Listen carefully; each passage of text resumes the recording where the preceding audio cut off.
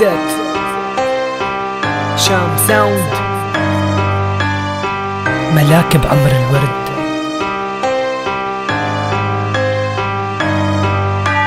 بحبها ودتني على دنيا كلها أحلى، ودتني على دنيا مزينة بكحلة كحلة وسحرة، غرقني ببحرة صرت متيم بعيونك وقلبي بيرتاح لها يا قمر. عم تسمعي دقات قلبي، عم تسمعي كيف الدنيا معتمة جنبي، بشكر هالقدر يلي جمعني جنبك بإيديكي، برتاح وبشيل عنك همك. أي قدر بياخد مني ملاك بعمر الورد، بعز البرد شفت دمك موجود على الأرض، هزت الشام من تحتك وانكسر القدر، سما عم تدمع وجسمك متركي على الحجر. انت شو ذنبك لك ليش لحتى تروحي؟ ارجعي وقفي جنبي وبايديكي مسح جروحي، انا مين اللي بعدك؟ ارجعي يا ملاك، خايف رجعك على دنيا صارت كلها هلاك. قعدت ارسمك وتخيل انك قبالي، عم تدمع عيوني كل ما اشوفك بخيالي. قومي ارجعي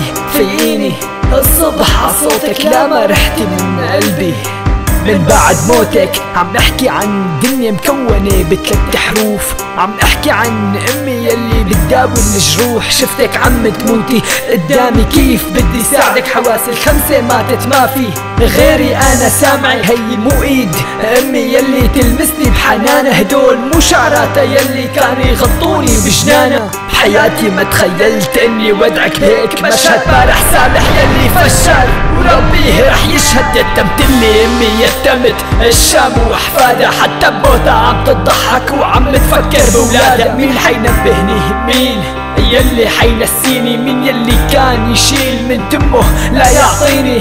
خديني على الجنة خديني على النار، بدونك رح ضيع رح عيش حياتي محتار محتار، بين الشام وبين امي اللي عم تموت محتار. كيف بدي انتقم لما اشوفك بالتابوت؟ مبسوط هلا يا اخي، انسى ان امي انسى انك يتمتني، وانسى هلا همي، بس خبرني كيف بدك تنام انت ومرتاح. اذا هن نسي وانا ما بنسى يلي راح. البعيني اكشن ستوديو برودكشن، ماسترينج اند برودوس باي فيرو العربي.